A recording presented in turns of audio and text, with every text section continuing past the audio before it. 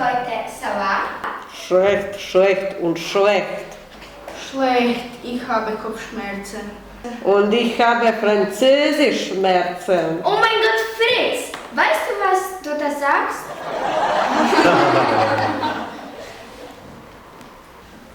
Mir geht es gut und Fritz, du bist ein Spaßmacher. Mir geht es prima. Ich bin verliebt. Oh mein Dieu, es ist so schön. Ich mag auch verliebt sein. Französisch ist schwer. Du musst nur regelmäßig lernen. Lernen, lernen, lernen. Bla, bla, bla. Heute wiederholen wir das Präsens vom Verb aller. Je parle français, tu parles français. Že neću nikada učiti francez. Okay, ich schreibe eine Tafel.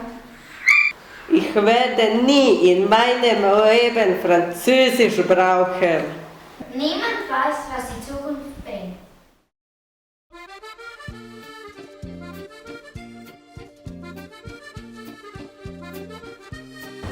Bonjour, Bonjour.